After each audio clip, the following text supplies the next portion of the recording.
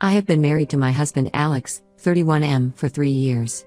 We met at a tech startup where we both worked as software developers. The company was a small but growing firm, and I remember being impressed by Alex's dedication and innovative ideas during our first project together. Alex had a complicated childhood due to his father Richard, 54M, who was mostly absent during his growing years. Alex grew up in a modest apartment with his mother Maria, 52F, in Boston. Their life wasn't always difficult though. Before Richard left, they lived in a beautiful house in the suburbs, and Maria was a stay-at-home mom who loved gardening and cooking. Everything changed when Alex was 6. Richard, who worked as a sales manager at a car dealership, started staying out late and becoming increasingly distant. Maria later found out he was seeing someone from his workplace, a young receptionist who had just started working there.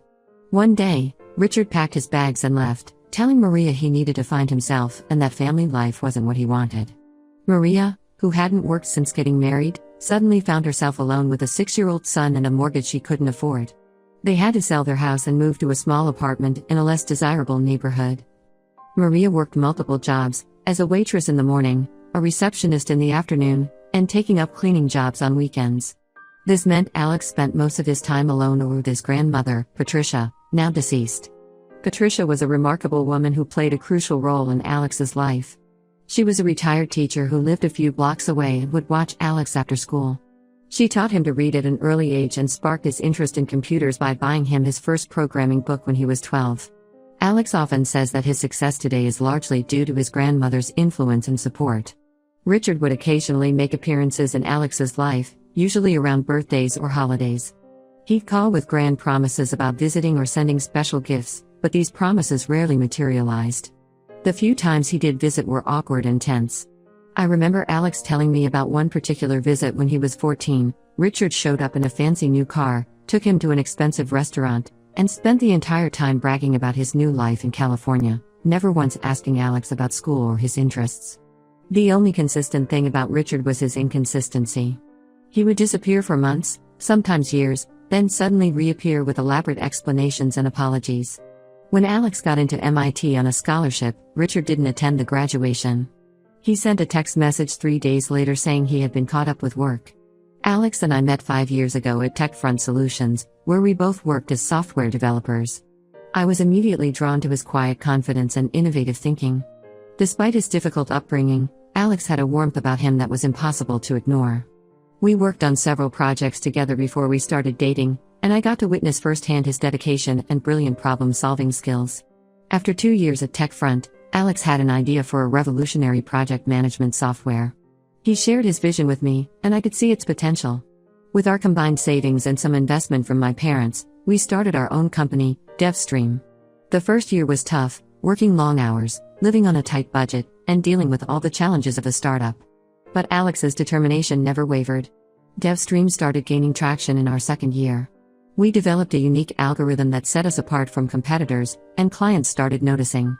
As word spread about our software, bigger companies began showing interest. We moved from our tiny home office to a proper office space and hired our first employees. This was when Richard suddenly reappeared in Alex's life. He showed up at our office unannounced, crying about how proud he was of Alex and how much he regretted not being there for him.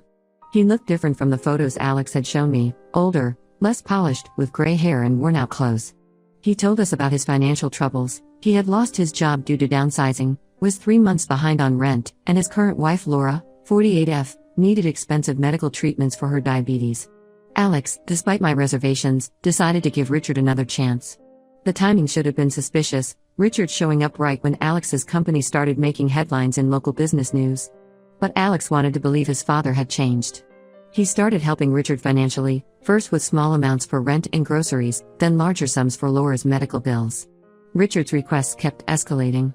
He wanted money to start a food truck business, claiming it was his dream. Then he needed funds to repair his car. Each time, he had elaborate plans about paying Alex back once things turned around. I noticed how Richard would manipulate Alex, bringing up memories of when Alex was little, making Alex feel guilty about his success while his father struggled.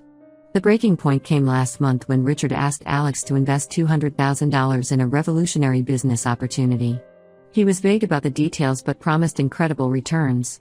When Alex asked for a business plan or any documentation, Richard became defensive and accused Alex of not trusting him.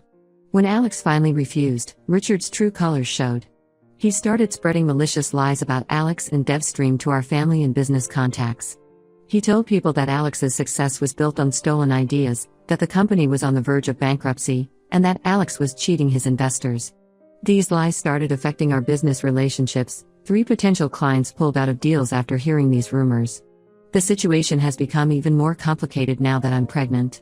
We hadn't told anyone except our closest friends because I had a miscarriage last year and wanted to be cautious this time.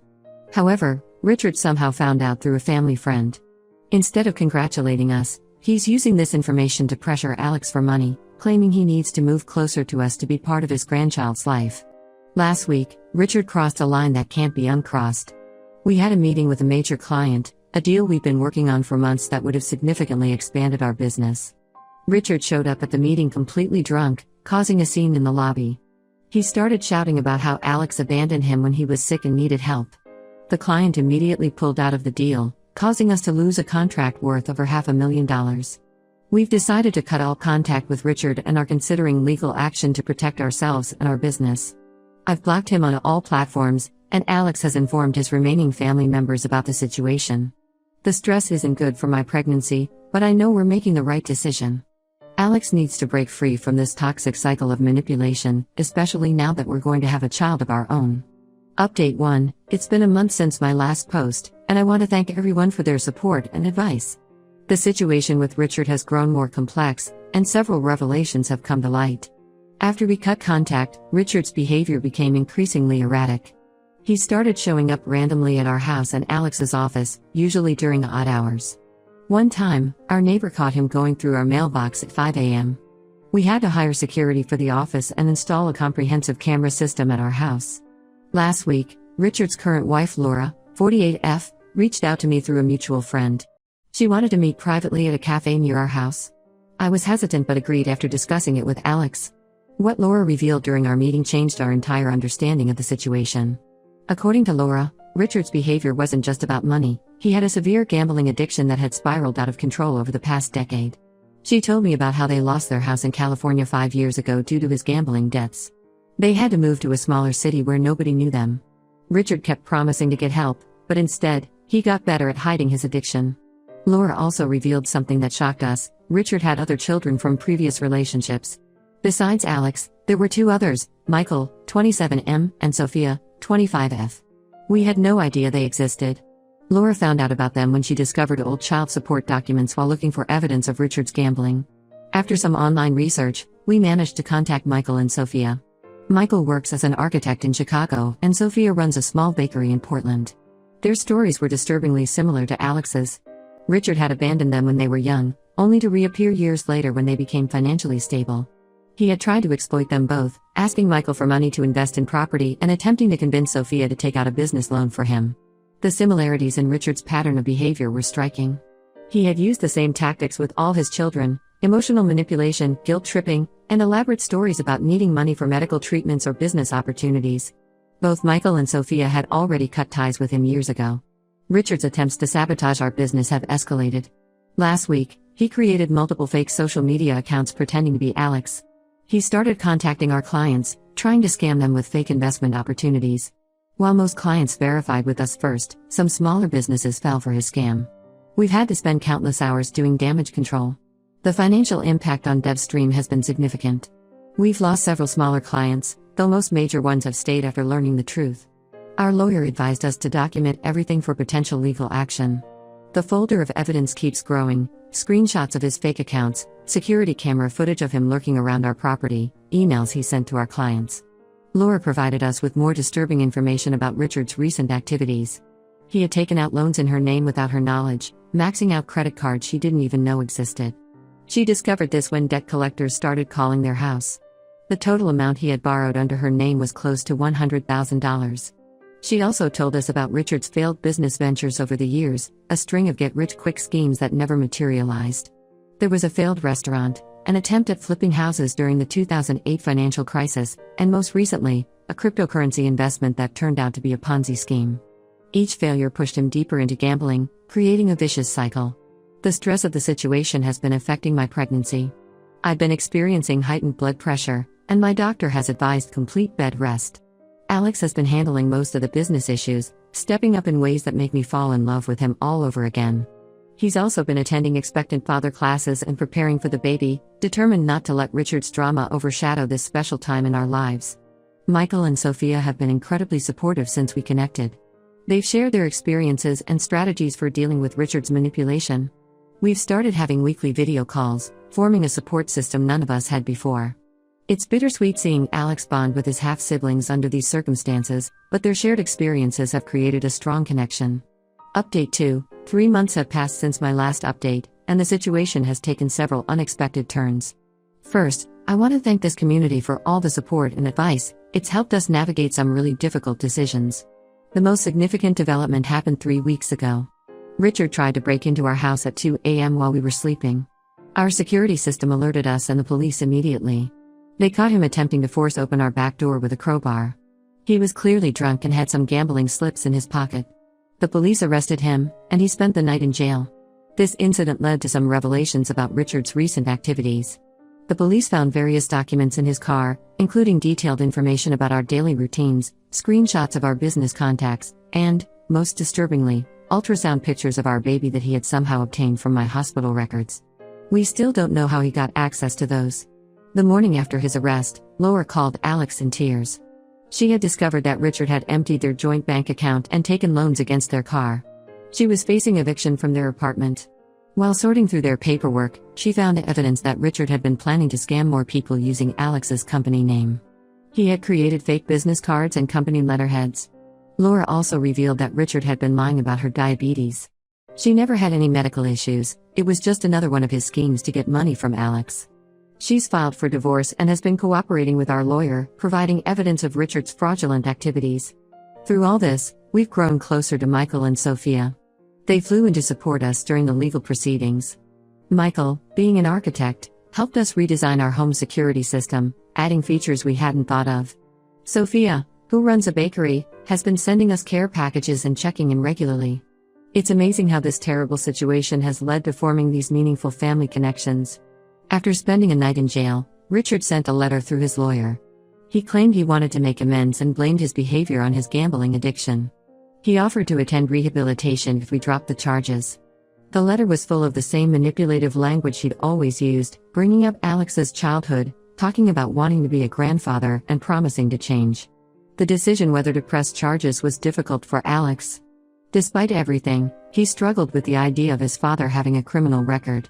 We spent several nights discussing it, weighing all the options.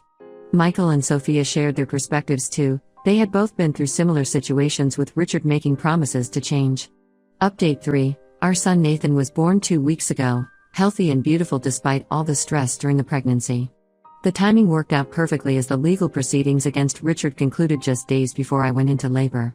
Richard was found guilty of attempted breaking and entering, harassment, and several counts of fraud related to the fake business documents.